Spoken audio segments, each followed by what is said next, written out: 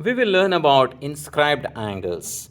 And this wording of this theorem might be somewhat confusing, but I'll clear that confusion in a minute. It says inscribed angle of an arc. So what is an inscribed angle of an arc? Let's talk about that. So if I have a circle, so I'm drawing a circle, and say I have an arc. So say from here to there, if I consider that, then I can talk about inscribed angle of this arc. What that means is I should start at A, I should start a ray at A, and then go to some point on the circle, and another ray from B, and that also should go and meet that point.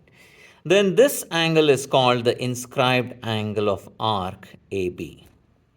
Now, what the theorem is trying to tell me is inscribed angle of an arc is independent of the point of intersection of inscribing rays.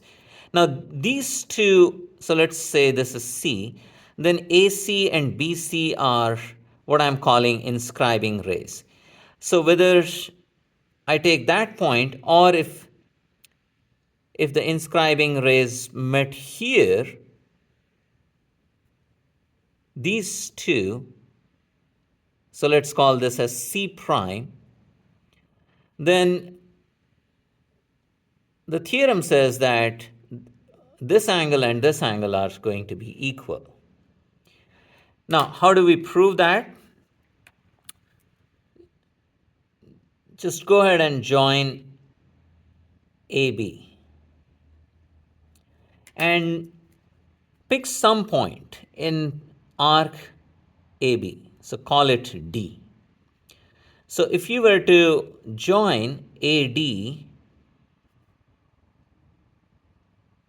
and BD, so notice that ADBC is a cyclic quadrilateral.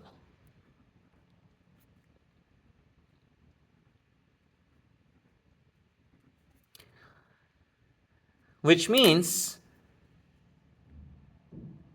if I were to consider this angle, so angle ADB plus angle ACB, this should be 180 degrees. Okay, that's first observation. Now, I focused on ADBC, but I can also focus on ADBC prime. So ADBC prime is also a cyclic quadrilateral.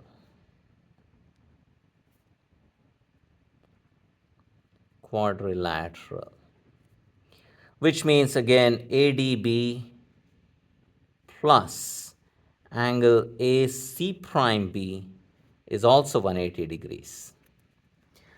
So these two quantities are equal, which means that angle ACB is equal to angle AC prime B.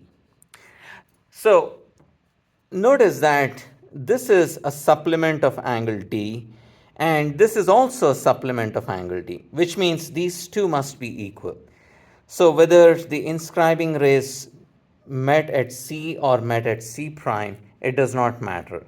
Those two angles are always going to be equal, which means we can talk about the inscribed angle of an arc.